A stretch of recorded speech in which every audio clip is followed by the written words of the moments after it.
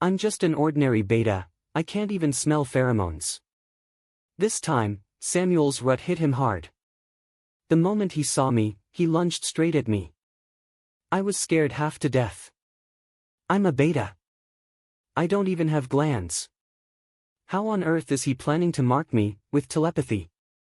Samuel's foot hit the floor, kicking over not one, but 5 empty inhibitor vials. The glass clinked as they rolled away. I almost screamed. Samuel, are you trying to kill yourself? Inhibitors are meant to ease the symptoms, to reduce the pain. Normally, 1 shot is enough for an alpha during rut, too much can seriously damage the body. And Samuel had taken 5? Andrew. Samuel's eyes were blood red, locked onto me with a fierce, almost feral intensity. I smacked him on the head. Don't you dare look at me like that. That seemed to jolt him awake a little. His long, dark eyes slowly lost their sharpness, turning dull and glassy instead. Vulnerable. Fragile. Uneasy. He needed comfort, and Omega's pheromones to calm him down. But I was a beta. No glands, no pheromones. I couldn't help him. Even if I ran to the Omega Center's pheromone clinic to get him some calming serum, the fastest round trip would take 3 hours. He'd never last that long. What do I do now? Wait, Samuel's got a crush on someone? How come I didn't know that? Since when? How long has it been? Samuel stepped back. Don't be scared. To stay conscious, he dug his nails into his own arm until his skin broke. He was hurting himself. You're insane. I rushed forward to stop him. In the chaos, Samuel suddenly pulled me into a tight embrace. Andrew. His body was burning hot, unnaturally so. I struggled to push him away, but he only held me tighter. Physical contact can help soothe an alpha's anxiety, even if only a little. At this point, with him in such a state, letting him hold me wasn't the worst thing. Time ticked by slowly. Samuel tried more than once to bite the back of my neck, that's how an alpha marks their omega. But I'm a beta. I don't have scent glands. He must have been completely delirious, mistaking me for an omega and blindly searching for a spot to mark. Each time I shoved him away, he grabbed my waist again. He's in rut. He's in rut, I reminded myself. I have to hold it together. Don't hit him. Don't hit him. Then suddenly, he bit me, hard, right on the neck. The sting made me yelp. I gritted my teeth. Samuel, you damn mutt. Bite me again and you're dead. He ignored me and bit down harder. This time, the pain brought tears to my eyes. His eyes were bloodshot, veins bulging on his arm as he clung to me, trembling, fighting something deep inside. For a second, I was grateful to be a beta. If I were an omega, I don't even want to imagine what he'd do to me. I must have passed out, because when I woke up, Samuel was sitting by the bed, watching over me. His flawless face leaned closer until our foreheads touched. His voice was hoarse. Your fever's gone. I sat up, looking into his bloodshot eyes. How are you feeling? Samuel stared at me, his gaze steady. Not great. Usually, an alpha's rut lasts about 3 days, 35 hours, give or take. But this time, Samuel's was much worse. Probably going to last longer than usual. I offered, why don't I go to the Omega Center and get you some stabilizing serum? It should help. No need. Samuel's voice was cold, almost defensive. I don't want that stuff. I frowned. But it works, plenty of alphas at school have tried it. Samuel's patience snapped. I said I don't need it. I took the hint and shut my mouth. He's always handled his rut with inhibitors alone, never used omega calming serums. I pressed my lips together and asked quietly, Samuel, are you hiding something from me? He didn't answer. His gaze drifted to the bite mark on my neck.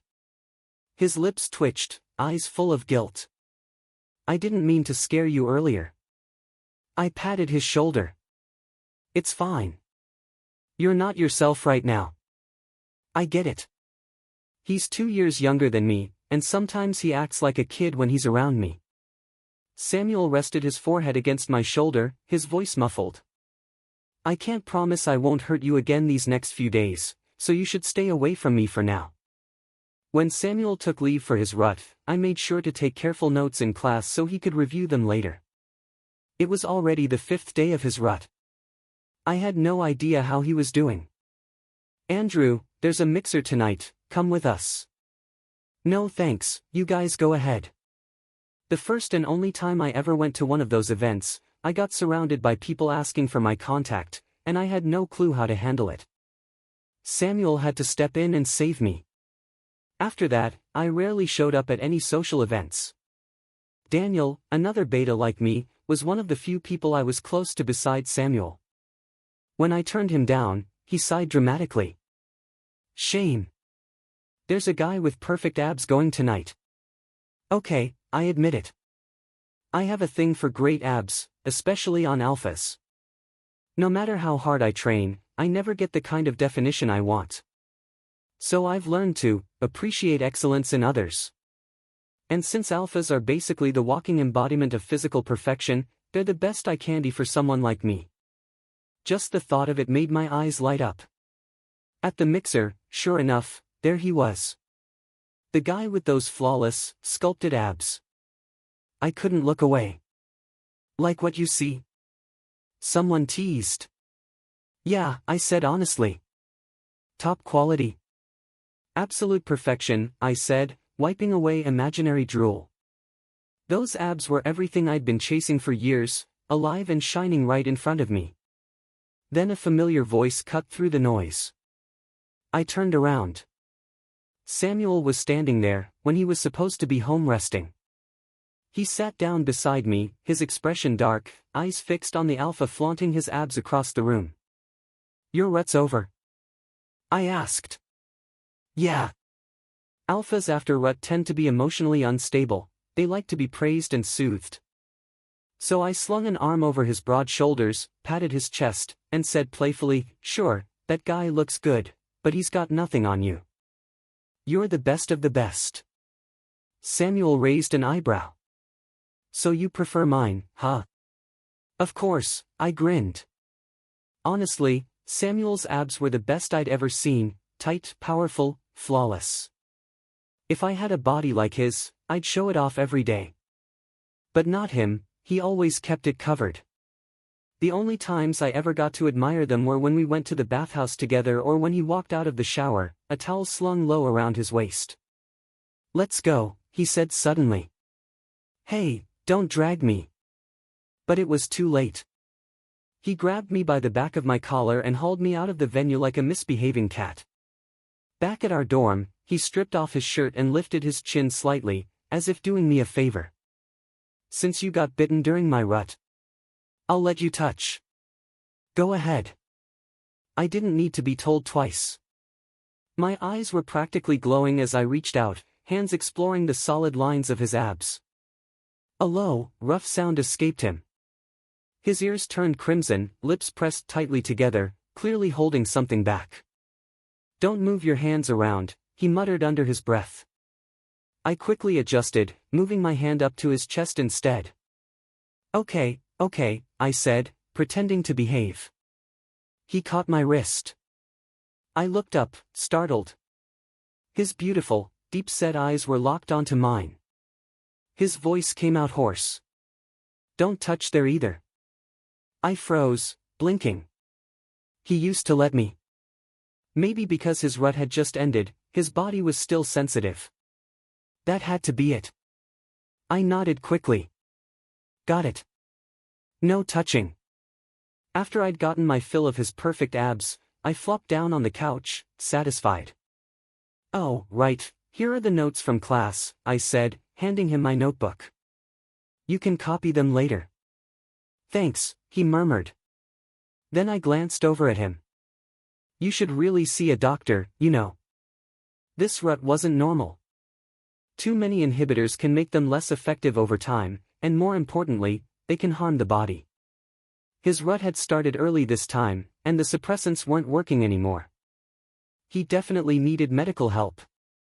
As your friend, I'm not taking no for an answer, I said firmly.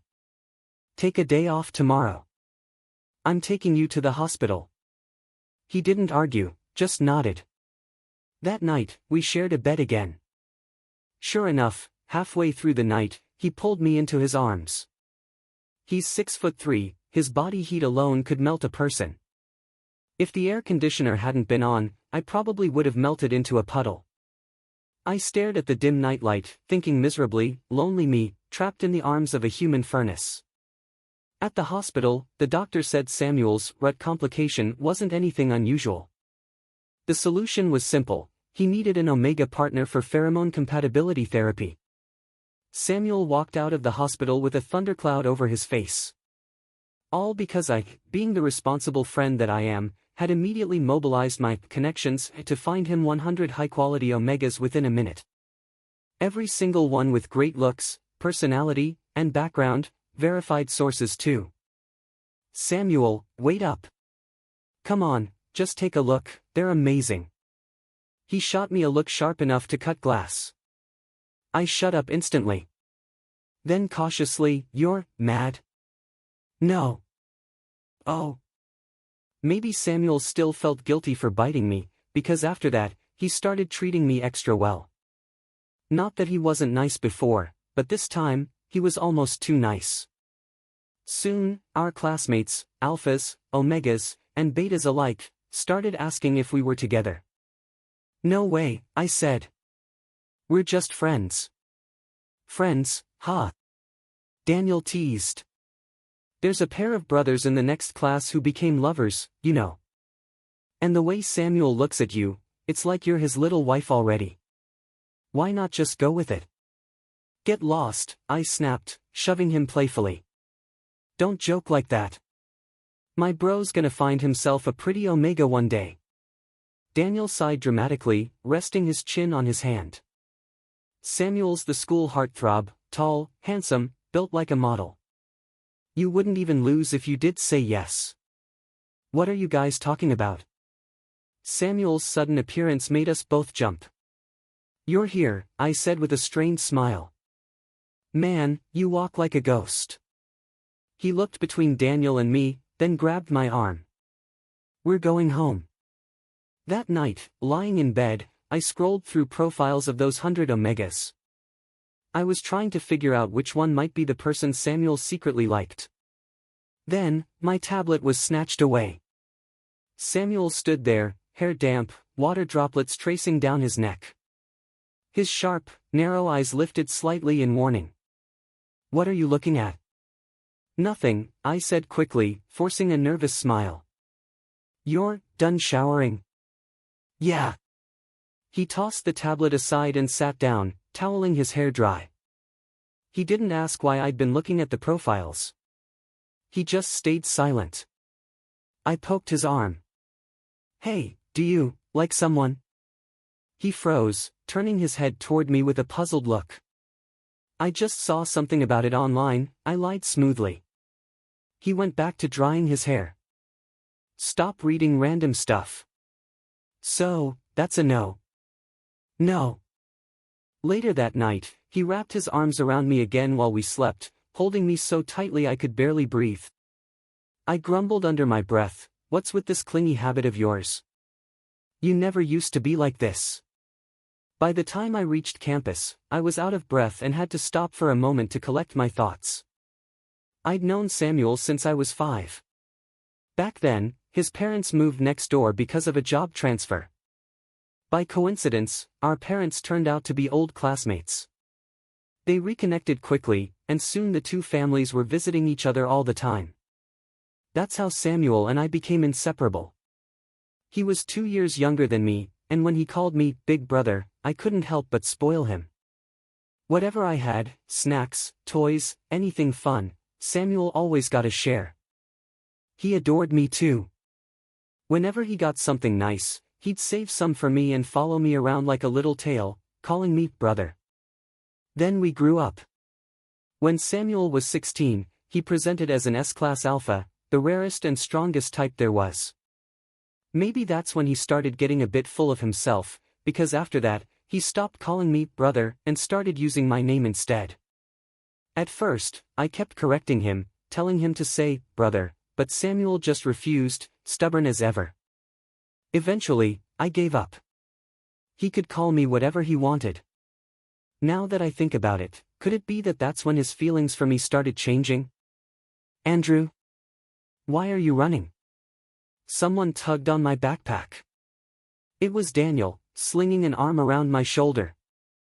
You're early today. What's up? I opened my mouth, then shut it again. There was no way I could tell him that my childhood friend, who used to cling to me calling me brother, might actually like me now. Nothing, I said instead. To avoid unnecessary drama, I decided not to mention it to anyone. Let's get to class. Wait, Daniel said. Why are you alone today? Where's Samuel?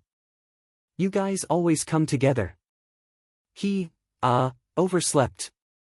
Yeah, that's it. Couldn't wake him. We headed to the classroom. A few minutes later, Samuel arrived.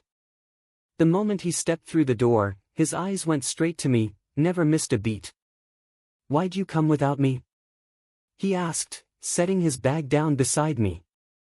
I was still trying to process the fact that my best friend might want more than friendship, so I felt tense, uneasy. I shifted away slightly, pretending to be busy.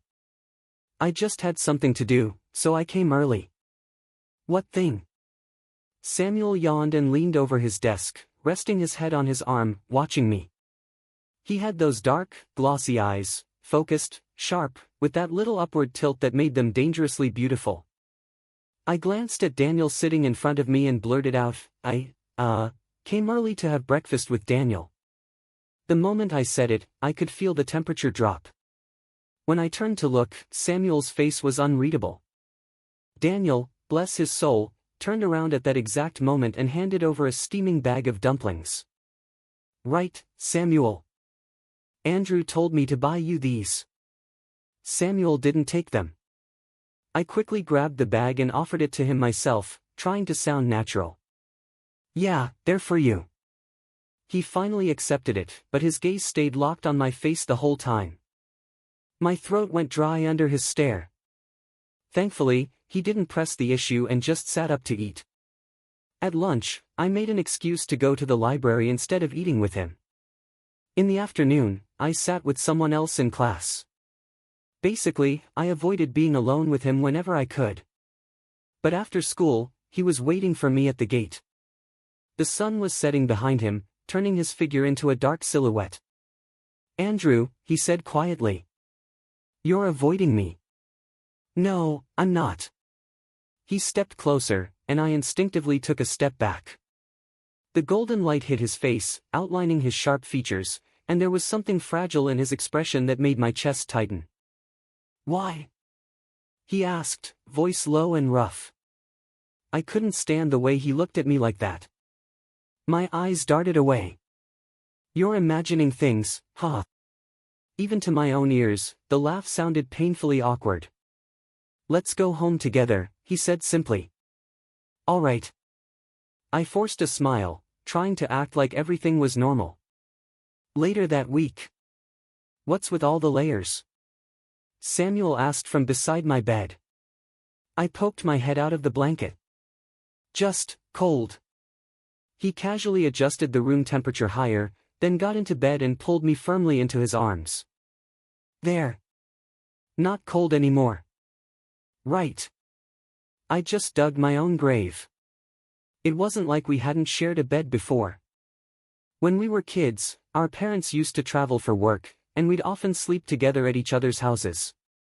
Even now, sharing a dorm room, it wasn't unusual for us to crash in the same bed sometimes. Totally normal. Totally fine. I sighed, gave up fighting, and let him hold me. Still, after that night, I tried to keep some distance between us. Samuel didn't question it, just quietly accepted whatever excuse I gave. Until his next rut came. When I got to the building, the entire hallway was thick with the scent of his pheromones, sharp, smoky, like whiskey burning in the air. He'd lost control. Daniel grabbed my arm. "Don't go near him, it's dangerous." The whole place was chaos. Several omegas nearby were already reacting to the pheromones, their heats triggered early. The school had called in the security team and medical staff to restrain Samuel safely. But I couldn't just stand there. My heart pounded painfully as I tore free from Daniel's grip and ran toward him. "Samuel!" It was the first time I'd ever seen him like that, feral, violent, out of his mind.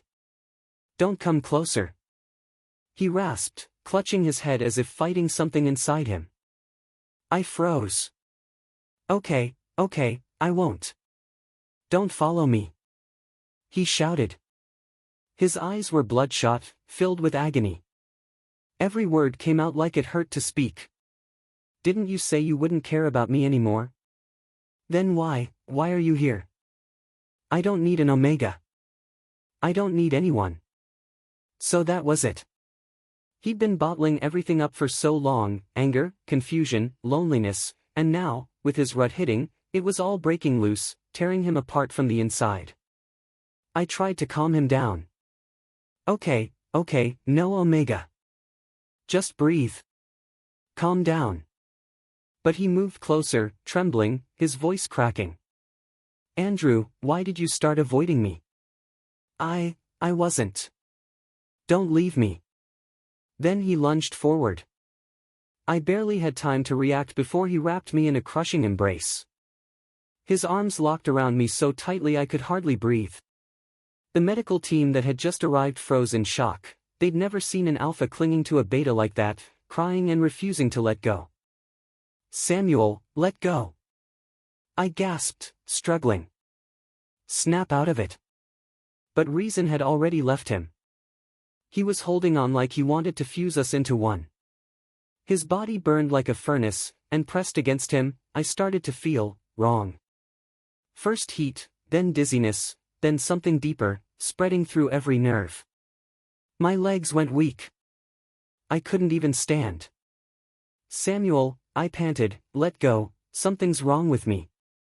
My pulse roared in my ears. Every heartbeat sent fire through my veins, my mind clouding over. The air was thick with his scent, whiskey, dark and intoxicating, with an undertone of sweetness, like ripe peaches.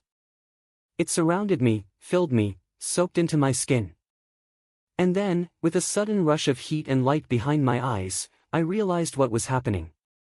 I was undergoing secondary differentiation. I became the school's only SS class Omega. Being an Omega for the first time was completely new to me. That night, I frantically read up on physiology and even ran out to buy some protective patches. "Samuel, you damn dog. I've gone through secondary differentiation," I shouted. "I'll take responsibility for you." "Of course. Responsibility means you're at my beck and call from now on," I snapped, clutching the gland where he had bitten me, exhaling in a furious roar, my eyes blazing red. The carefree days of being a beta were over. I had to painfully accept that I was now an omega. From now on, there would be days each month when my body wouldn't be under my control, just like Samuel's. Betas don't have heats and can live freely without depending on an alpha. Omegas, however, experience their heat every month and need an alpha.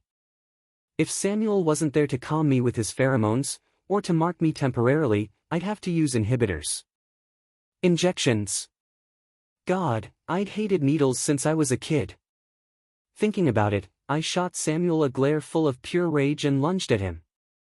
He scrambled, clutching his head, and I chased him relentlessly. Eventually, I got tired. Samuel came over and buried his black hair into the hollow of my neck, nuzzling softly. His hair was so soft and smelled so good. "I promise. I'll always be at your side," I whispered. My memory of that day is hazy. I asked Samuel if he remembered. "You held me, wanted me to give you pheromones, mark you," he said. "The world can just end," I muttered. Samuel wrapped his arms around me from behind, tentative and careful. "Andrew, look at us like this. Maybe we should try being together. Samuel had secretly liked me for 10 years. Together? I asked, breaking it down. What do you mean by together? His voice trembled slightly. To be partners. Everything happened so fast, I couldn't process it. The brother I cared about most was saying he wanted us to become AO partners. I'm not ready yet, I said, coming up with an excuse to decline politely. Then answer me when you're ready, Samuel said, pressing his lips to the back of my neck as he spoke. Damn, just a hug, just a kiss, and here I am, blushing and heart racing. It had to be the pheromones, otherwise, why would my reactions be so out of control? This is for you. The handsome alpha pressed a delicately packaged box of small cakes into my hands, his cheeks bright red. Since I had become an omega, I often received gestures like this from alphas: cakes, letters, little gifts, every day. Refusing once never stopped the next attempt. Daniel slung an arm around my shoulder and teased, "So, how does it feel to be pursued by a bunch of top-notch alphas?" Pretty nice, huh? I looked down at the strawberry cake in my hands and felt overwhelmed. I wasn't used to this. Seeing my hesitation, Daniel suggested, "Why don't you find an alpha to block these advances? Samuel seems perfect for that." What do you mean, find me? Just then, Samuel appeared, carrying a double portion of strawberry cake. He noticed the single-serving cake in my hands, and his expression darkened slightly. Suddenly, my little cake felt scorching hot. Daniel grinned. "Yeah, I was just suggesting, Andrew's cake looks really good." I slapped Daniel's hand over his mouth, glaring to stop him from saying anything else. Samuel raised an eyebrow and looked at me with a teasing glint in his eyes. With him like that, I couldn't help but think about what Daniel had just said, and that Samuel had probably heard it. Daniel pried my hand open. I frantically gestured at him to stop. "Oh, I just meant Andrew's cake looks tasty." I nodded in agreement. Samuel glanced at the cake in my hands and asked, "Are you going to eat it?" Again, he asked, "Eat it?" I pursed my lips. "No, I won't." Lately, Samuel's moods had been unpredictable. I didn't want to risk it. I handed the cake to Daniel. "Go ahead, you eat it." Daniel looked baffled, holding the cake, and noticing the tension between Samuel and me, she gave me a sheepish grin. I remembered I had something to do, so I quickly excused myself and left. After Daniel left, Samuel's gaze turned almost pitiful, like when he was a little kid and storms scared him, and he'd snuggle into me for comfort. He asked, softly, "Do you want to try the cake I made?" Samuel and I sat together on the grassy slope at school, sharing the cake. He watched me take the first bite. "Good?" I swallowed the sweet, soft cake. "Yeah. Tastes like the cake I eat on my birthday every year."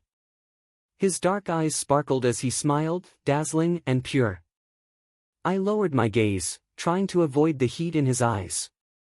He had always protected me in silence. At the piano competition, he quietly removed the blade someone had placed on the piano. When I accidentally got in trouble with people off campus, he went and handled it without me knowing.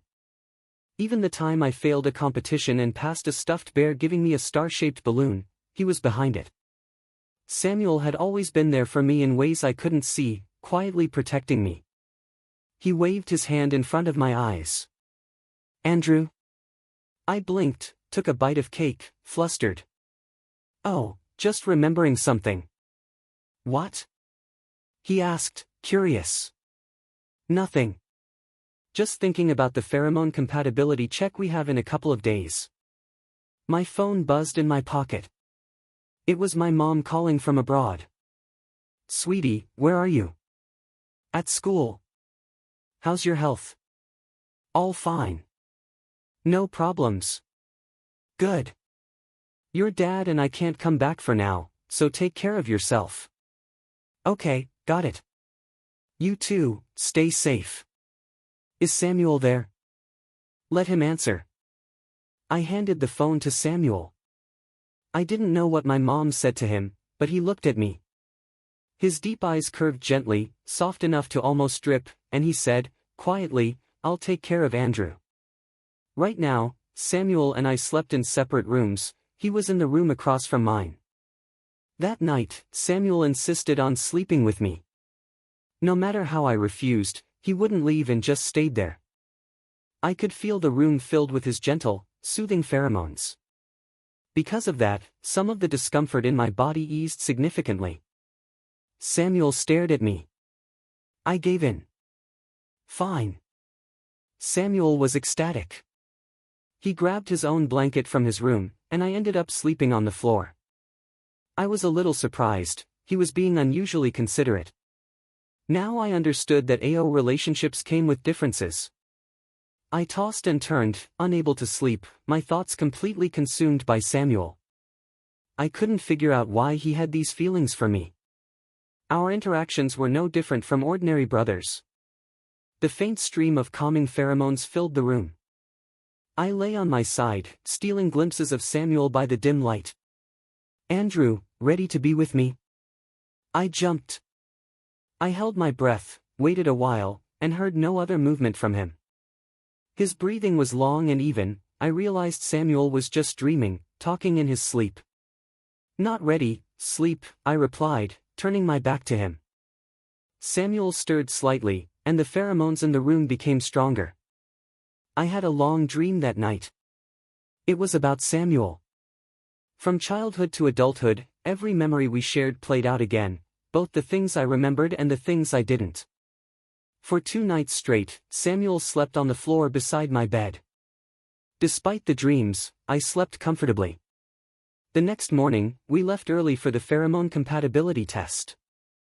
The results would affect how effectively AO partners could calm each other and how strong their attraction was. The school required us to take this test because of our unique situation, preparing for any potential incidents. I stared at the blood-drawing device the nurse held, its long, thin needle glinting coldly. My body trembled. Samuel stood behind me, covering my eyes with his hand, softly comforting me. "Don't be afraid," he whispered. I swallowed hard and gripped his hand tightly. "Go ahead, the faster, the better." Our pheromone compatibility turned out to be 100%, an extraordinarily high match. Samuel whispered it in my ear 100 times. "Samuel, enough." I gasped when we returned to school, finally recovering. Needles were just as terrifying as injections. Absolutely terrifying. Samuel propped up his arm, resting half his face in his palm, looking at me.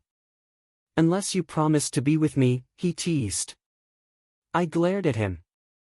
Samuel's peach blossom eyes sparkled even brighter. Daniel interrupted, curious. "What are you two whispering about?" "Flirting," Samuel replied, sly. Daniel's eyes widened, looking between us. Samuel's hand found mine under the table, mischievous as ever. I couldn't pull away. Even warning him with my eyes, he only smirked. From then on, Samuel seized every opportunity to hold my hand. Samuel fell asleep across from me, his features softened by the sunset, a faint smile on his lips. I packed my bag and gently shook him awake. "Samuel, let's go." He stretched lazily, looping an arm around my waist, resting his head against my stomach. I felt dizzy. I touched his forehead, he was slightly warm. "Can we go?" "Yes," he murmured, holding me tighter. After a brief pause, just enough for him to satisfy his hold, he finally let go. That night, my body burned, tossing and turning. Counting the days, I realized this was just when it began. The sweet peach pheromone intensified, leaving me weak, even struggling to breathe. I needed his pheromones. "Samuel." The door burst open. True to his word, Samuel arrived at my side instantly, carrying a wave of calming pheromones. It hurt a little, but I endured. Samuel moved quickly, holding me, his sharp teeth nipping the gland at the back of my neck. I shivered, gripping his shirt tightly. His strong, potent whiskey-scented pheromones flooded me, painfully soothing my restless body. Minutes stretched unnaturally long. Better? He asked gently.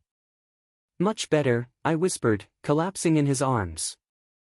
My mind dulled, my head hazy, vision blurred.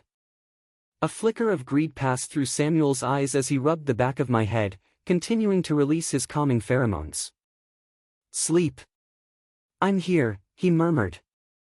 The gland at the back of my neck still throbbed slightly, but overall, I felt okay. Samuel shut himself in the room, ignoring my knocks and calls. Open up, or I'll break it down. He emerged, eyes bloodshot. Even though he tried to suppress his pheromones, the volatile energy of his heat escaped, threatening and intense. I stepped back instinctively. Are you okay? He lowered his gaze. I'm fine. My eyes fell on the needle marks on his arm. You used inhibitors. Samuel didn't hide it. He was preventing the heat in advance. You stayed here while I went out. No way. What inhibitor do you need? I'm right here. I held his hand, trying to release calming pheromones. Sweet peach scents swirled around us, growing from faint traces to solid waves, enveloping him completely. Samuel's hands rested on my shoulders, concern in his eyes. That's enough. You're still weak. Our lips brushed softly, I blocked his warnings with action. Andrew, do you know what you're doing? Yes. I'm helping you through heat. Samuel cupped the back of my head. His fierce kiss left no room for protest. Don't regret this. Eventually, everything descended into blissful chaos. Samuel's heat lasted 7 full days, and my own was extended to match. I don't even remember how I survived those 7 days. Samuel lifted my limp body, feeding me porridge. I shot him countless glances. You crazy dog. Yeah, I am. He looked at me with puppy-like concern. So, does this mean we're together? I bristled, baring my teeth. Otherwise, would you be backing out now? No way. Samuel lunged at me, voice breaking with emotion. Andrew. I've liked you for so long. I've secretly loved you for 10 years.